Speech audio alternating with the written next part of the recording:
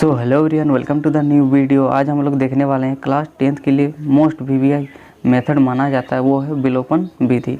इस विधि का प्रयोग करके आप दो रैखिक समीकरण युग्म को आसानी से हल करके x और y का मान निकाल सकते हो। ठीक है, तो देखिए x यहाँ पर x और y की जगह आपको कुछ भी अल्फ़ाबेट दे तो आप तुरंत ही बना सकते हो। किससे? विलोपन विधि से। ठीक है, ये बहुत ही आसान होता है विलोपन विधि बाकी विधियों से। एक होता है प्रतिस्थापन विधि और एक होता है वज्रगुणन विधि। तो प्रतिस्थापन विधि का भी मैंने एक वीडियो बना रखा है। ठीक है, अगर आपको प्रतिस्थापन विधि बनाने नहीं आता है, यानी कि उस विधि से बनाने नहीं आता है, तो कृपया एक बार उस वीडियो को देख लीजिए। ठीक है, वो उस विधि से भी बनाइएगा तो यही आंसर आएगा, और विलोपन विधि से भी बनाइएगा तो यही आंसर आएगा, और वज्रगुणन विधि से भी बनाओगे तो वही आंसर आएगा। ठीक है, तो आज हम लोग देखेंगे विलोपन विधि, जिसको अंग्रेजी में कहते हैं क्या? Elimination method. ठीक है, तो देखिए सिंपल सा बात है। जो विलोपन, आप गौर से देखिए विलोपन। चलिए हम सबसे पहले क्या करते हैं, विलोपन को लिख लेते हैं, तभी आपको समझ में आएगा आखिर इस विधि से कैसे बनाते हैं। ठीक है, तो देखिए विलोपन जो वर्ड आया है वो विलुप्त से आया। कहाँ से आया? विलुप्त। एलिमिनेशन मतलब एलिमिनेट, है ना, और विलुप्त मतलब होता है गायब करना। ठीक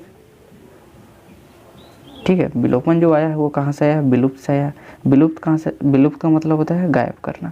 ठीक है, तो इसमें भैया हम किसको गायब करेंगे, ये भी बात है ना। तो देखिए सिंपल सा बात है, या आप x वाले पार्ट को बराबर कीजिए और हटा दीजिए, यानी कि गायब कर दीजिए, या फिर आप क्या कर सकते हो, y वाला पार्ट को बराबर करके, यानी कि डुप्लीकेट करके, सेम करके उसको आप हटा सकते हो। दैट मीन्स गायब कर सकते हो। ठीक है, तो हम सेम पहले करेंगे कैसे, वो भी एक डाउट का सवाल है। तो देखिए सिंपल सा बात है, हम आपको बताते हैं आखिर सेम करना कैसे, यानी कि इसका डुप्लीकेट कैसे करना है, सेम कैसे दिखेगा। तो आप लिख लीजिएगा सबसे पहले इसको मान लीजिएगा समीकरण नंबर 1 और इसको मान लीजिएगा समीकरण नंबर 2। ठीक है, और आप वर्ड में लिखिए समीकरण 1 या समीकरण 2, या फिर आप डायरेक्ट इस प्रकार 1 2 मान सकते हो। ठीक है, फिर लिख लीजिएगा ये हमारा प्रोसीड्यूल है। ठीक है, इसको समीकरण लिखिएगा, समीकरण 1 और 2 से। तो भैया समीकरण 1 क्या है? ये है। समीकरण 2 क्या है? ये है। तो चलिए फिर से हम लिख देते हैं, समीकरण 1 क्या है? 3x + 4y बराबर में क्या है? 10 है। ठीक है, और देखिए समीकरण 2 क्या है? ये है। तो लिख देना 2x - 2y बराबर कितना है? 2 है। ठीक है, ये देखिए अब हमारा ट्रिक लागू होगा, इसको गौर से याद रखिएगा। ठीक है, हम क्या करते हैं, x को पहले देखिएगा, अगर आप x लेते हैं तो x को पहले देखिए, x को पहले क्या है? 3 है। तो 3 को आप नीचे में गुणा कर दीजिए। x को पहले नीचे में देखिए, आप नीचे में क्या है? 2 है, तो 2 को ऊपर में गुणा कर दीजिए, काम हो गया। अब ये देखिए पहला वाला जो चीज़ है, यानी कि x वाला पार्ट क्या हो जाएगा? बराबर हो जाएगा। ठीक है, कैसे? चलिए करके दिखाते हैं। ठीक है, अब देखिए क्या कीजिएगा, ये क्या है? समीकरण 1 है, सेम टू सेम डुप्लीकेट है। तो इसको आप क्या कीजिएगा? 2 से पूरे में मल्टीप्लाई कीजिएगा। ठीक है, तो जो पूरे में मल्टीप्लाई करेंगे तो क्या आएगा? देखिए 2 और 3x को गुणा कीजिएगा तो मिलेगा 6x। क्या मिलेगा? 6x मिलेगा। बीच में क्या है? प्लस भैया है, तो प्लस लिख देंगे। अब देखिए 2 और 4y को गुणा कीजिएगा तो मिलेगा 8y। बीच में क्या है? बराबर भैया है, तो बराबर लगा देंगे। अब देखिए 10 और 2 को गुणा कीजिएगा तो मिलेगा 10 दूनी 20। ठीक है, अब क्या करते हैं, देखिए समीकरण ये क्या है? 2 है। 2 को क्या करेंगे? 3 से क्या करेंगे? गुणा करेंगे। तो सब में क्या करेंगे? गुणा करेंगे। जैसे आप भोज खाने जाते हो तो एक को रोटी नहीं पूड़ी देते हो, तो सबको पूड़ी देते हो। ऐसा थोड़ी है कि एक को ही पूड़ी देते हो, ऐसा नहीं होता ना। तो हम क्या करेंगे? 3 से सभी में मल्टीप्लाई करेंगे। ठीक है, तो 3 × 2x क्या हो जाएगा? 6x हो जाएगा। अब देखिए ऊपर नीचे बराबर हो गया।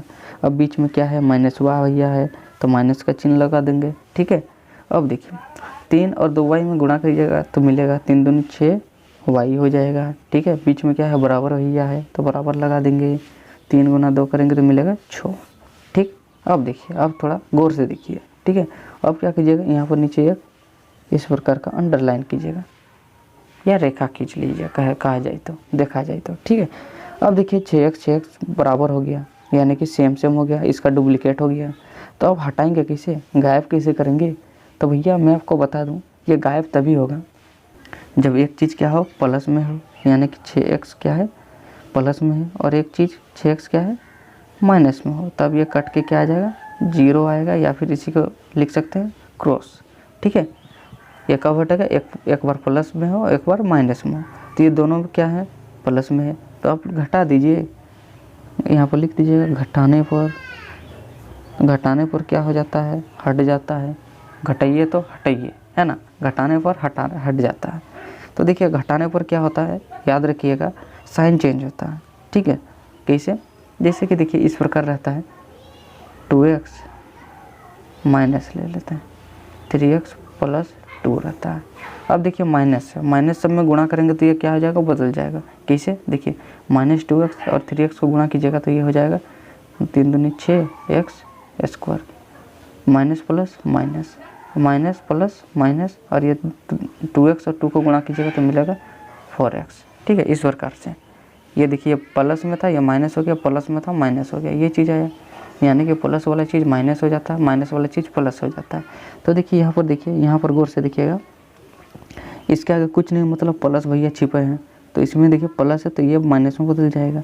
इस 6y का पहले क्या है, माइनस है, तो माइनस है तो हम क्या कर सकते हैं, इसको प्लस में बदल सकते हैं। ठीक है, ये प्लस भैया है, 6 का आगे कुछ नहीं मतलब प्लस है, ये माइनस में बदल जाएगा। ठीक, अब देखिए 6x का 30 शहीद हो गया। ठीक, अब 8y और ये 6y बन गया। ठीक है, ये प्लस में, तो 6y और 8y को जोड़ेंगे तो मिलेगा 14y। ठीक, बराबर भैया सीध में आ जाएंगे। ठीक, तो 20 और 6 अब क्या हो गया, माइनस में हो गया, तो 20 से 6 को घटाएंगे तो मिलेगा 14। ठीक है, अब देखिए 14 और y के बीच क्या है, गुणा का साइन है, तो जब गुणा बराबर की इधर आता है तो वो भाग में बदल जाता है। ठीक है, तो ये 14 गुणा में इधर आएगा तो भाग में बदल जाएगा, 14 शहीद हो गया, कितने बार में, एक बार में, तो y बराबर क्या आया, 1 आया। ठीक है, कितना आया, 1 आया। अब देखिए y का वैल्यू तो निकाल लिए, अब हम निकालेंगे x का वैल्यू। ठीक है, विलोपन विधि से हम क्या करते हैं, x और y का मान निकालते हैं। तो y का मान तो निकल गया, अब निकालेंगे x का मान। तो x का मान हम किसी भी समीकरण में y का मान रखने पर निकाल सकते हैं। तो सिंपल देखिए यहाँ पर कौन सा समीकरण है, समीकरण नंबर 2 है। सब में क्या है, 2x - 2y बराबर कितना है, 2 है। तो ये आसान लग रहा थोड़ा, है ना। आप समीकरण 1 में भी ये y का मान पुट कीजिएगा तो यही चीज़ आएगा। तो चलिए हम अब लिखिएगा y का मान